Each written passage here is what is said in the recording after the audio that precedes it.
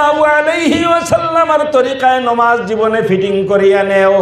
নামাজ যদি আসিয়া যায় শয়তান তোমাদেরকে হিলাইতে পারবে না। জোরে কোন সুবহানাল্লাহ। তোমাদের থেকে দূরে রাখার জন্য শয়তান আমি আল্লাহ নির্দিষ্ট করে দিয়েছি আজান। আজানের সাথে সাথে তোমরা নামাজ পড়িয়া আমাকে দেখাইয়া দেও মুসলমানের প্রমাণ।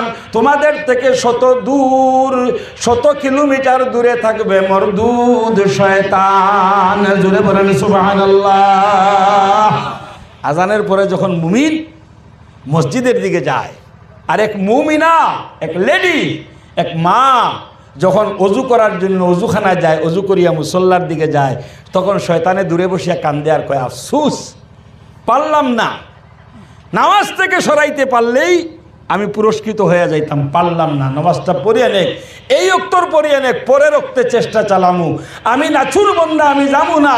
একবার না একবার হইল নামাজ থেকে সরাইতে হইবে, নামাজ থেকে সরাইলে পরে আমি গুনায় নিতে পারবো না, নিতে পারবো না। আল্লাহ বলতেছেন নামাজ হইছে তোমাদের জন্য কন্ট্রোলার, যদি তোমরা আমার নবীর তরিকায় তোমাদের জীবনে ফিট করিয়া নিতে পারো।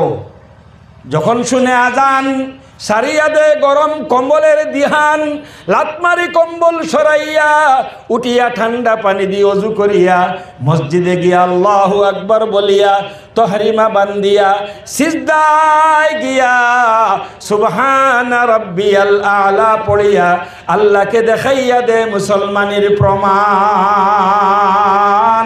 শয়তানের দূরে দাঁড়াইয়া কাঁদে চিৎকার দিয়া বলে এইটা তো অরিজিনাল মুসলমান। জোরে কোন সুবহানাল্লাহ। আল্লাহ বলতেছেন এই ধরনের মানুষের জন্য আমি বলতেছি মাকাম রাব্বিহি জান্নাতান, কাল কিয়ামতের দিন আমি এই ধরনের মানুষকেই নেহেরওয়ালি জান্নাত করব দান। জোরে কোন সুবহানাল্লাহ। নামাজ পড়বো ইনশাআল্লাহ, হাত উঠিয়ে বলেন ইনশাআল্লাহ। নারায়ে তাকবীর। দিন ইসলাম, দিন ইসলাম। এখন আসেন আমার ভাই, আমি আর লম্বা করবো না, আমারও শরীর অসুস্থ, 10:30 হয়ে গেছে, 11টার ভিতরে দোয়া হয়ে যাবে ইনশাল্লাহ। এখন আসেন, এই মসজিদটা আমার বেদনা ভিতরে, আপনারা নতুন আসছেন শুনি, আমি একবার সকালে গতকালকে যখন আমার এই মৌলানা সাহেব ফোন করছে, উনি হইল মৌলানা মরহুম রমজান আলী সাহেব, আমার বড় হুজুর রহমতুল্লাহ আলী ছাত্র, আমাদের বড় ভাই মরহুম মৌলানা রমজান আলী সাহেবের ছেলে। বাবাও জীবনটা কুরবানি দিছে, ছেলেও কুরবানি দিতেছে আলহামদুলিল্লাহ।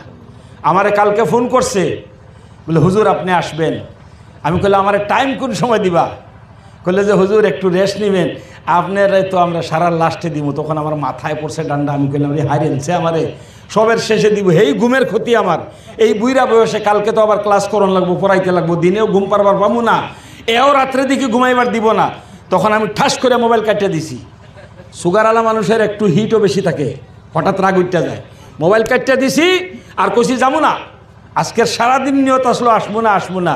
বিকালে হঠাৎ মনে আসলো আমি ভালো করে জানি এই সভাগুলায় অরিজিনাল হিসাবে বক্তা একজন রাখে, লাস্টে এই বক্তায় বয়ান করে দোয়া করে, যদি এই বক্তা না আসে, ধুবড়িতে একবার মারপিট হয়ে গেছিল মজলিসে, বলে যে হুজুরকে দাওয়াত দিলে সেই হুজুর তো আইলো না, প্রধান অতিথি কোনে, বলে উনি তো আসে নাই। বলে কেন আসে নাই? তোমরা বোধহয় ভালোভাবে দাওয়াত করে নাই, এই নিয়ে তর্ক বাজছে, মজলিসেই মারপিট। চিন্তা করলাম এই মারপিট থেকে ভালো আমি একটু কষ্ট করে এই জায়গা। আর আমারে কইল যে হুজুর এখানে যত মানুষ আইছে গরিব মানুষ, নদিয়ে ভাঙ্গা উচ্ছেদিত মানুষ, নতুন বসতি করছে, আরও মনে দুঃখে আইছে যে সব গরিবগণকে নিয়ে।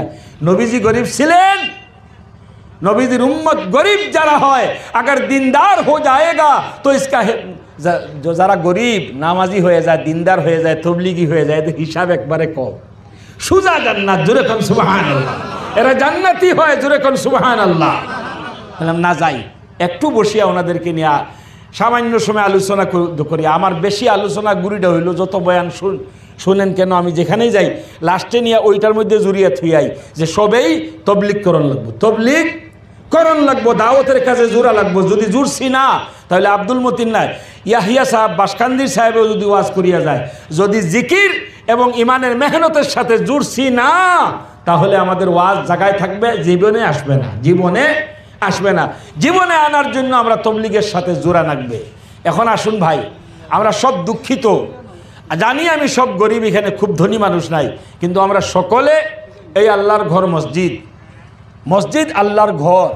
কাল কিয়ামতের দিন দুনিয়ার সমস্ত মসজিদ, হরম শরীফ, বৈতুল্লাহ যেটা আল্লাহর ঘর বর্তমানে যেটা তওয়াফ করি আমরা, এই ঘর যেটা দুনিয়ার সমস্ত মসজিদকে নিয়ে আল্লাহ বৈতুল্লাহর সাথে জোড়া দিবে। জোরে কোন সুবহানাল্লাহ। এই মসজিদ আমাদের সুপারিশ করবে। যারা মসজিদে আসিয়া সবসময় মসজিদকে আবাদ করছিল, নামাজ পড়ছিল, মানুষকে ডাকিয়া ডাকিয়া নামাজে আনার চেষ্টা করছিল, মসজিদ ওয়ার কাম চালাইছিল, 5 কামের মধ্যে লিপ্ত থাকতো, নিজের কাজের পরে বাকি সময়টা মসজিদে কাটাইতো, আর কিছু পারে না, মসজিদে একা একা বসে আল্লাহ আল্লাহ করতো, আর রাস্তা দিয়া যাওয়া মানুষকে ডাক দিয়া নিয়ে কইতো মাগরিবের নামাজে আইও, মাগরিবের নামাজে আইও, আসরের নামাজে আইসো, এইগুলা কইতো। তারে কয় মসজিদ আবাদকারী। কাল কিয়ামতের দিন এই মসজিদ সুপারিশ করবে যে আল্লাহ, এরা আমারে বানাইতেও আসিল, এই মানুষটা 1000 টাকা দিছে, আল্লাহ এই মানুষটা 500 টাকা দিছে, আমারে বানাইতেও তারা শরীক ছিল, আমারে আবাদ করতেও তারা ছিল, আল্লাহ গো আমি তোমার ঘর, আমি বলিতেছি তারে তুমি জান্নাতে পৌঁছাইয়া দাও। জোরে কোন সুবহানাল্লাহ। মসজিদের সুপারিশকে আল্লাহ কবুল করবে। নবীজি বলছেন মান বানা লিল্লাহি মসজিদান সগীরান আও কাবীরা বানাল্লাহু লাহু বাইতান ফিল জান্নাহ। যারা মসজিদ বানাবে, ছোট বানাক বা বড় বানাক, 1 ইট পরিমাণ দিলেও তৌফিক অনুযায়ী আল্লাহ তাকেও জান্নাতে বালাখানা দিবে। জোরে কোন সুবহানাল্লাহ। এই মসজিদের ঘরটা বানাবো, আমি নিয়ত করছি বানাবো। এখানে 14টা খুঁটা লাগবে, 14টা পাকার খুঁটা লাগবে। এক একটা খুঁটা আমারে বলছে কি বলবো, আল্লাহর কোন একজন বন্দা সকালে আসিয়া কইয়া গেছে মসজিদের নিচের যে ফাউন্ডেশন লিন্টারটা, তল থেকে খুঁটা উঠাইয়া লিন্টার পর্যন্ত যত কিছু লাগবে, রিড, ইট, সিমেন্ট, রড, মিস্ত্রি খরচ সব আমি দিব। জোরে কোন সুবহানাল্লাহ। এটাও একটা আল্লাহর মেহেরবানি। একজনে বহু বড় একটা খরচা নিয়ে গেছে, সমঝিয়া নিয়ে গেছে। এখন থাকলো আমরা উপরে এই 14টা খুঁটাকে উঠামু, তারপরে ইট গাতিয়া আমরা ওয়াল বানামু, ওয়ালের মধ্যে খিড়কি সিরকি দরজা লাগামু, উপরে কাঞ্চি বাটাম বানামু, আর দামি টিন আছে যেগুলা 40 ফুটি 20 ফুটি লম্বা লম্বা টিন আছে, আজকালকে দামি দামি টিন বার হয়, 100 বছরের গ্যারান্টি আছে। এই টিনগুলো আমরা লাগাই দেবো ইনশাআল্লাহ। জোরে কোন ইনশাআল্লাহ।